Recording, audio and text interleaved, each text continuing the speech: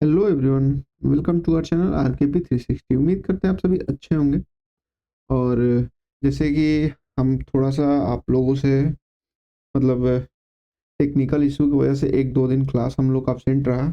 इसके लिए sorry for this inconvenience. तो फिर आज से हम लोग कंटिन्यू करते हैं और फिर अब जो है हम लोग का क्लास कंटिन्यू रहेगा। जो भी टेक्निकल इश्यू था वो सॉर्ट आउट हो चुका है, ठीक है? तो आप एकदम निश्चिंत रहिए, आपका क्लास जो भी हो कंटिन्यू होगा। थोड़ा-सा हम क्लास के बारे में अपने बता दें, तो जैसे कि आप लोगों को पता है क्लर्क मेंस के लिए हम लोग क्या चला रहे थे इंग्लिश।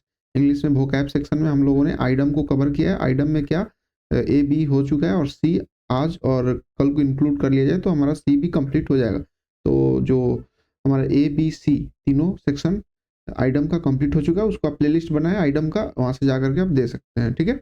और बात करें राइटिंग सेक्शन में तो हमने लेटर भी कंप्लीट किया है, ठीक है?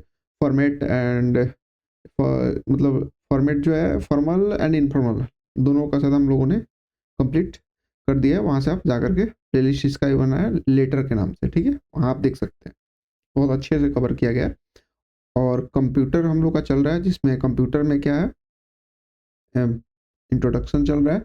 इसका क्लास नंबर फर्स्ट हुआ है, वो भी अब कंटिन्यू होगा क्योंकि थोड़ा सा टेक्निकल इशू था इसकी वजह से। तो चलिए बिना समय गंवाए अब हम लोग अपने सीरीज की तरफ आगे बढ़ते हैं। तो मे बी ये क्लास से फ्रेंड्स थोड़ा सा बड़ा हो सकता है क्योंकि हम ये चाहते हैं कि ये सीरीज अधिक ना खींचे और एक ही मतलब वीडियो में ये कंप्लीट आज हम कोशिश करते हैं आज कल में कंप्लीट कर ही देने का, ठीक है? क्योंकि ए बी सी थोड़ा सा बड़ा है सेक्टर ये।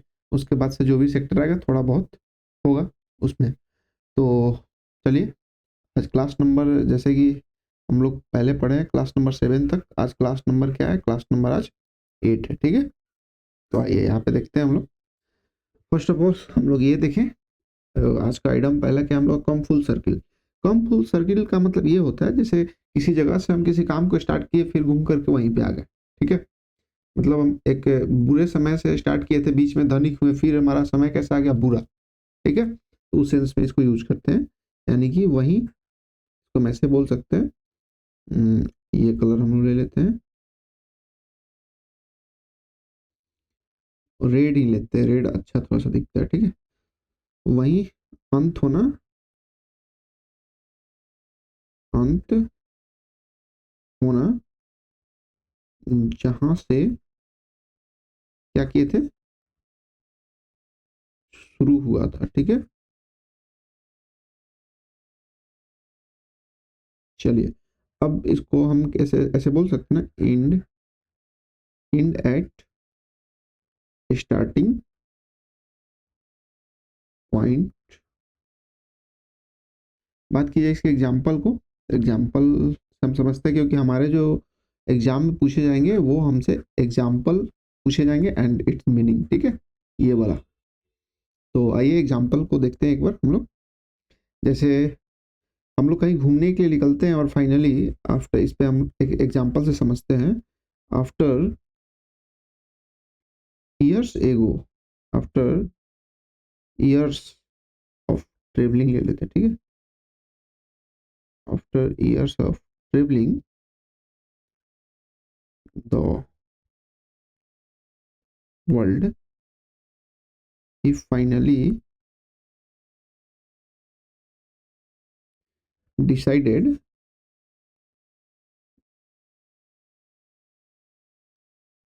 to return to his home town, feeling like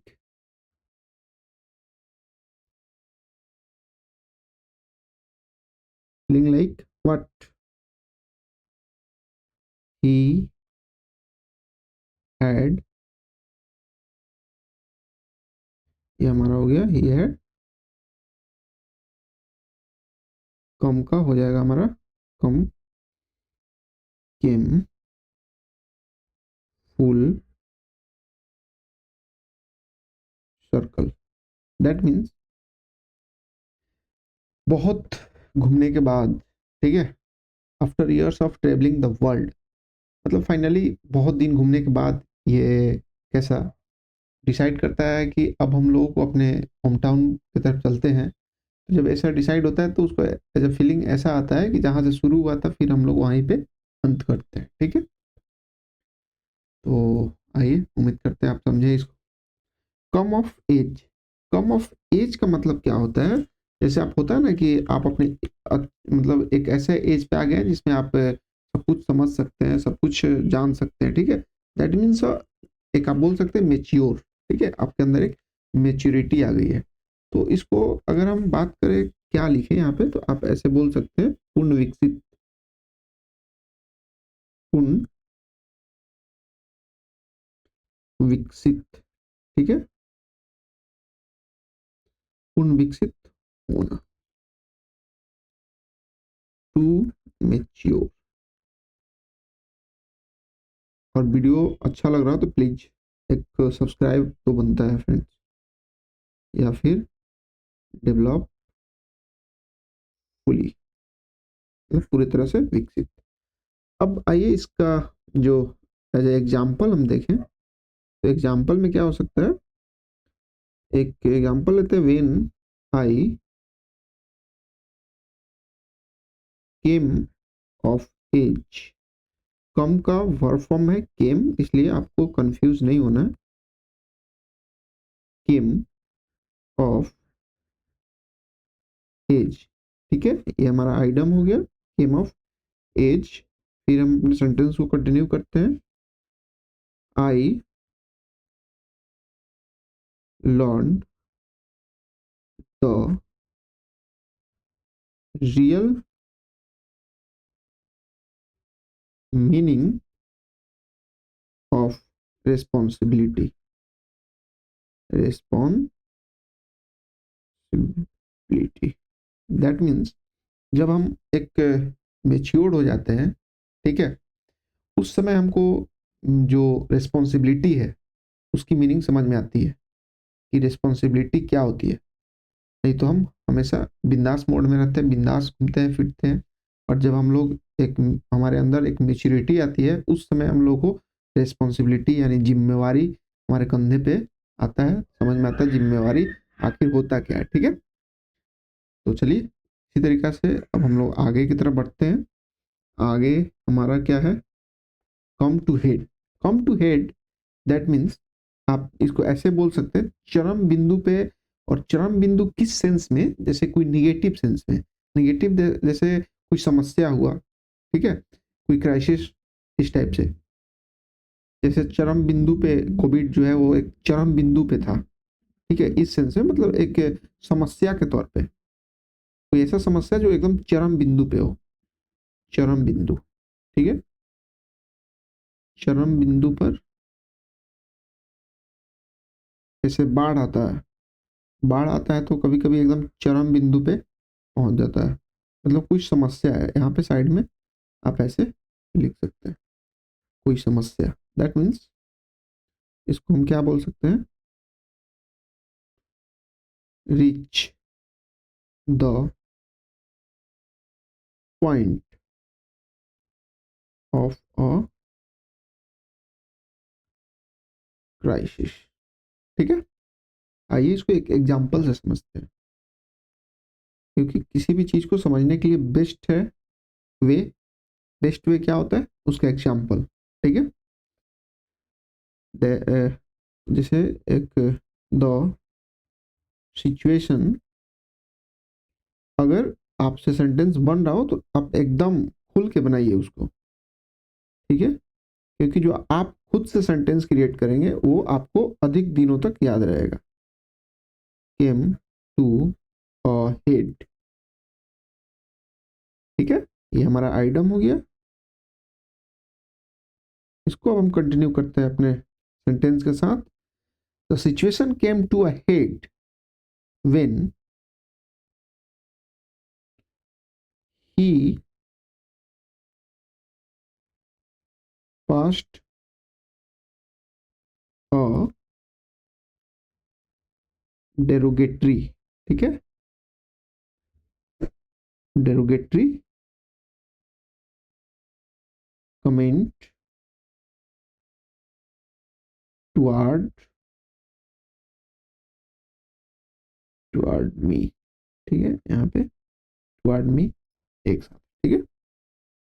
that means हद तो तब हो गई, चरम बिंदु पे समस्या तब पहुंच गई जब उसने मेरे ऊपर एक अपमानजनक कमेंट पास किया, ठीक है।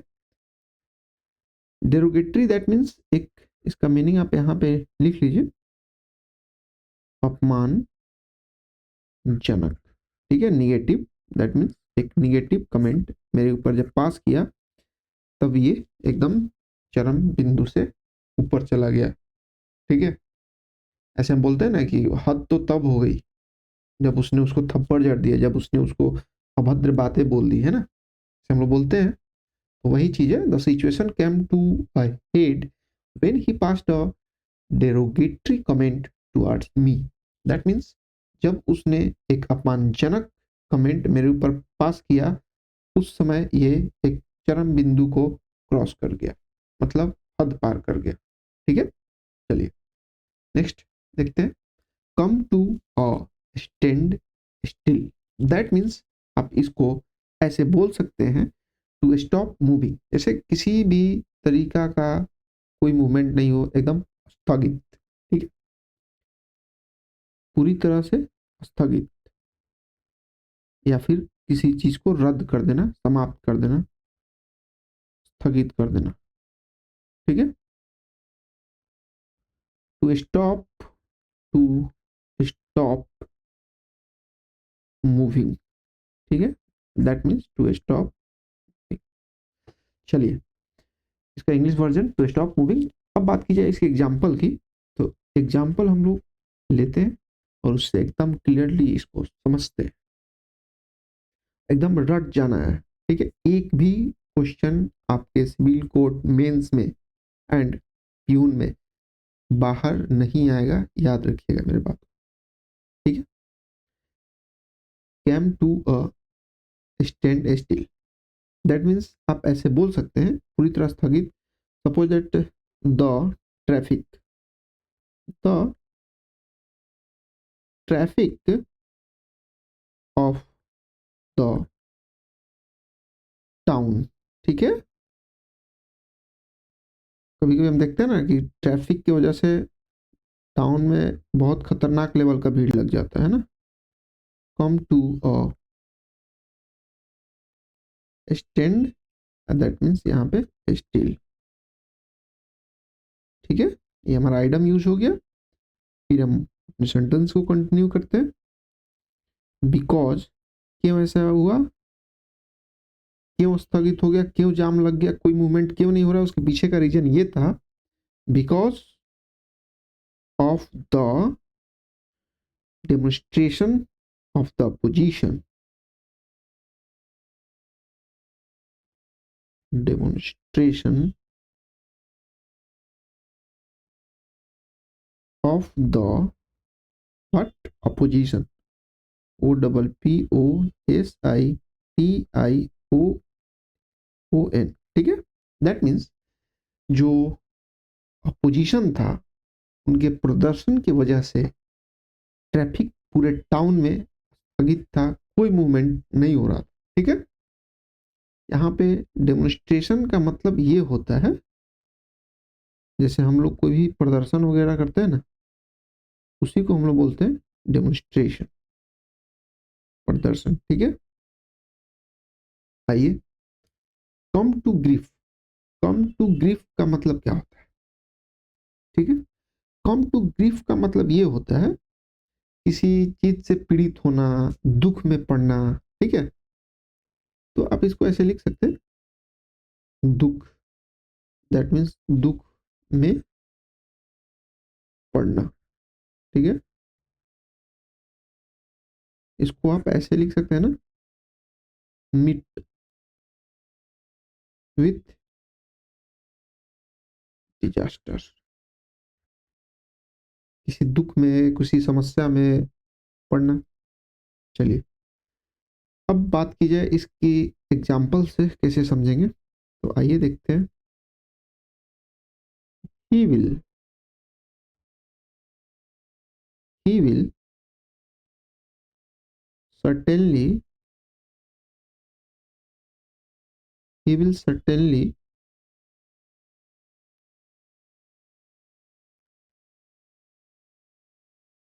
come to grief. He will certainly come to grief. That means if he does not leave his present friendship, that means friend या फ्रेंड्स या फ्रेंडशिप दोनों यहाँ पे लिख सकते हैं। ठीक है, कहने का सेंस ये है कि अगर उसने ये दोस्ती को खत्म नहीं किया, दोस्ती को नहीं छोड़ा, तो अगर नहीं छोड़ा तो ये क्या हो सकता है, बहुत बड़ा आफत में पड़ सकता है, बहुत बड़ा दुख में पड़ सकता है। ठीक है, क्योंकि उसका जो दोस्ती है वो एक गलत होगा, इसलिए तो ऐसा बोल रहे हैं ना, दोस्ती को खत्म करो नहीं तो तुम किसी दिन ना किसी दिन फंस जाओगे, दुख में चले जाओगे। ठीक है, दैट मीन्स फ्रेंडशिप लीव करो नहीं तो तुम दुख में पड़ जाओगे। ठीक है, he will certainly come to grief, वो क्या होगा, किसी दिन दुख में पड़ेगा अगर उसने लीव नहीं किया, क्या, जो उनका वर्तमान का जो दोस्ती है उसको। चलिए नेक्स्ट देखते हैं एक बार, come to the crunch. Come to the crunch का मतलब होता है ना एक क्रूशियल टाइम, हम लोग बोलते हैं ना कि ये एक सही मौका है किसी काम को करने का, सब चीज का एक टाइम होता है। ठीक है, तो उसी को बोलते हैं क्रूशियल टाइम, एक निर्णायक परिस्थिति है। जैसे हम लोग बोलते हैं ना कि अब भाई छठ में अब हम लोग रंग खेले तो अच्छा लगेगा क्या, छठ में हम लोग रंग नहीं ना खेलते हैं, छठ में क्या छठ पूजा होता है, होली में रंग खेलते हैं, तो वो एक निर्णायक समय है जिसमें किसी काम को किया जाता है। ठीक है, इसको हम बोल सकते हैं निर्णायक समय, जो हमारे अनुकूल हो, जो हमारे पक्ष में हो, उसको हम लोग बोलते हैं निर्णायक, निर्णायक परिस्थिति। ठीक है, जरा हिंदी देख लीजिएगा भाई, हिंदी थोड़ा सा एरर हो सकता है। That means crucial time. ठीक है, चलिए आइए इसको एग्जाम्पल से और अच्छे से समझते हैं ना, किसी चीज को एग्जाम्पल से समझें तो मजा आएगा। क्रूशियल टाइम, सपोज दैट आप देखते हैं कि जब कोई भी निर्णायक जो मतलब मोमेंट आता है, उस समय आपका जो साहस होता है वही आपको हेल्प करता है। ठीक है, वो आप खुद से ही कुछ उस समय में कर सकते हैं, दूसरे से आप उम्मीद नहीं कर सकते। तो इस पर हम लोग एक एग्जांपल लेते हैं, इफ इट, इफ इट, ठीक है, कम टू द क्रंच, ठीक है, come to the crunch only your braveness, या फिर मेटल, जो आपको अच्छा लगे, योर ब्रेवनेस या your mettle will come to your help. अगर कोई भी आपका यदि निर्णायक क्रूशियल टाइम आता है, ठीक है, उस क्रूशियल टाइम में सिर्फ और सिर्फ आपका जो साहस है, दैट मीन्स मेटल ब्रेवनेस, ठीक है, वही आपको हेल्प कर सकता है, दूसरे से आप उम्मीद भी नहीं रखेंगे। ठीक है, साहस, ठीक है, मेटल का ये वर्ड जो है, आप वर्ड को अलग से मतलब मेंशन करते जाइएगा ताकि आपका वर्ड मीनिंग पे भी काम होते जाए। ठीक है, तो चलिए थोड़ा सा इसको हम लोग एक और वर्ड को देखते हैं और फिर इसको वाइंड अप करते हैं, और फिर एक नेक्स्ट सेशन में इसको कंटिन्यू हम लोग करेंगे, क्योंकि वीडियो लंबा हो जाता है फिर आप लोग देखते नहीं हैं। नहीं तो हम तो एक दिन में ख़त्म कर दे चाहे तो। एक और देख लीजिए, क्या है कुक समवन गोस, ठीक है? कुक समवन गोस का मतलब ये हो गया, जैसे होता है ना कोई योजना जैसे आप बनाते हैं घर में, जैसे आप योजना बनाए हैं कि आज पापा को सरप्राइज़ देना है और आपको सरप्राइज़ देने से पहले आपके भाई या बहन उस योजना को लेकर के पापा से बता दे कि भैया आज कुछ सरप्राइज़ देने वाला है। दैट मीन्स आपका योजना को क्या कर दिया, बर्बाद कर दिया, है ना? तो उसी सेंस में इसको यूज़ करते हैं कुक समन्स गोस, ठीक है? दैट मीन्स किसी, इसको हम लिख सकते हैं किसी की योजना, दैट मीन्स प्लान, योजना को क्या कर देना, बर्बाद कर देना, ठीक है? To spoil someone what plan, someone plan मतलब किसी दूसरे का प्लान को बर्बाद कर देना, दैट मीन्स आप ऐसे समझ। चलिए ऐसे एग्जांपल देखा जाए तो वही लेते हैं जैसे हम आपको बताएं, my younger brother, my younger brother cook our, cooked our course, cook our course, यहाँ पे हो गया, ये हमारा आइटम हो गया of giving a surprise, surprise gift, जो कुछ आप सरप्राइज गिफ्ट देने वाले थे वो जो है आपका यंगर ब्रदर है, वो क्या किया, उसको पहले ही बता दिया घर पे और नाश ताश कर दिया, आपका प्लान को बर्बाद कर दिया। टू आवर पेरेंट्स,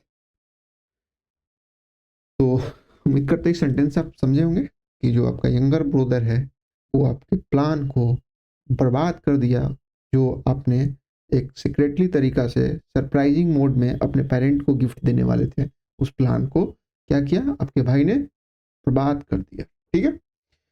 तो चलिए, I hope you understand well, so please subscribe and share this video in our friends. तो फिर मिलते हैं हम लोग नेक्स्ट सेशन में, तब तक एंजॉय कीजिए और अच्छा लगे तो फिर अपना बस एक प्यार दीजिए अपने भाई को, ताकि एक मोटिवेशन मिले और आपके लिए एक बेहतर काम कर सके। चलिए, टेक केयर, बाय।